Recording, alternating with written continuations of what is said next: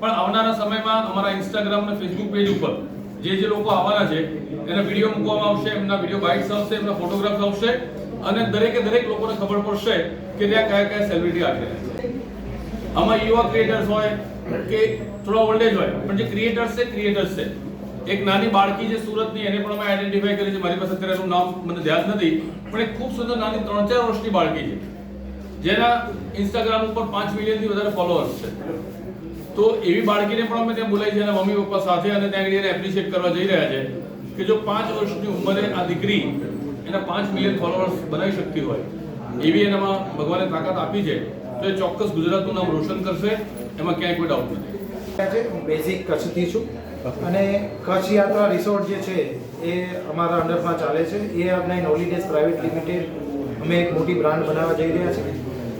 આ જે કાર્યક્રમ અમે ત્યાં લોન્ચ કરી રહ્યા છીએ, ગ્લોબલ ગુજરાતી એવોર્ડ, એમાં વ્હાઇટ રણ એવી રીતે પસંદ કરવામાં આવ્યું છે કે ખાસ કરીને ઘણા સમયથી મોદી સાહેબનું એક વિઝન છે કે આ જે વ્હાઇટ રણ જે છે ને એને ગ્લોબલ લોકો જાણે, કેમ કે વિશ્વ ફલક ઉપર લઈ જવા માટે 2 થી 3 વર્ષ પહેલે ત્યાં G20 સમિટ પણ કરવામાં આવેલી હતી. અને અમને એક સારો એવો વિચાર આવ્યો કે ગુજરાતના જેટલા બી સેલિબ્રિટી લોકો હોય, જે લોકો એકચ્યુઅલમાં ગ્લોબલ હોય, ગુજરાતનું નામ રોશન કરતા હોય, એવા 40+ કેટેગરી અમે નક્કી કરીએ છીએ. એવા સેલિબ્રિટી લોકો આવશે, ત્યાં 2 દિવસનો કાર્યક્રમ હશે, કલ્ચર પ્રોગ્રામ બી રાખવામાં આવ્યો છે અને એક એવોર્ડ કાર્યક્રમ ત્યાં અમે રાખીએ છીએ જે ગ્લોબલ લેવલ ઉપર લઈ જવાની એક અમારી કોશિશ રહેશે.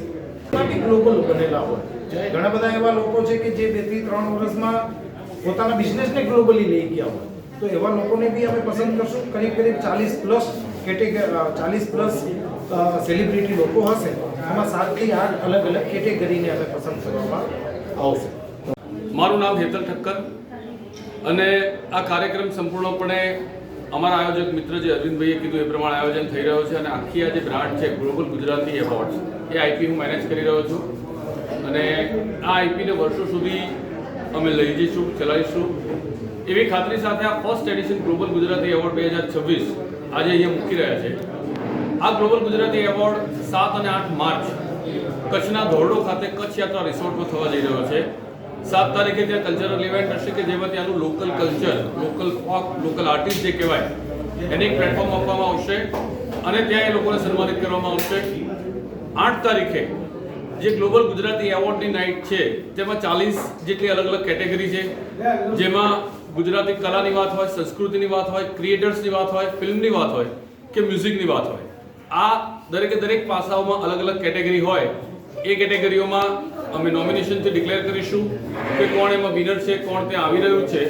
અને 40થી વધારે સેલિબ્રિટીઝ ત્યાં ભેગા થશે કે જેમણે અલગ દિશાઓમાં, અલગ પાસાઓમાં પોતાનું નામ બનાવ્યું હોય.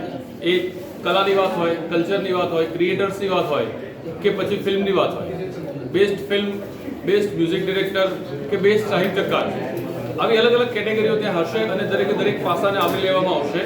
અને આ ગ્લોબલ ગુજરાતી એવોર્ડ 7મી અને 8મી માર્ચ કચ્છ યાત્રા ધોરડો રિસોર્ટ ખાતે યોજવામાં આવશે. ટોટલ ગ્લોબલ ગુજરાતી એવોર્ડ નાઇટમાં 40થી 50 જેટલા એવોર્ડ્સ છે.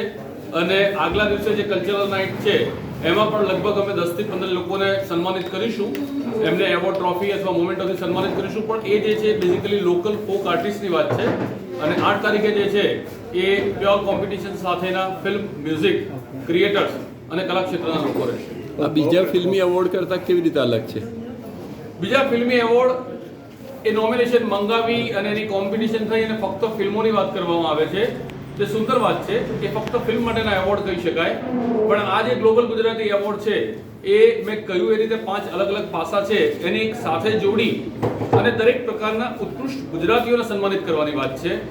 આ એવોર્ડની અંદર કલાની વાત આવશે, સંસ્કૃતિની વાત આવશે, ક્રિએટર્સની વાત આવશે, ફિલ્મની વાત આવશે અને મ્યુઝિકની પણ વાત આવશે.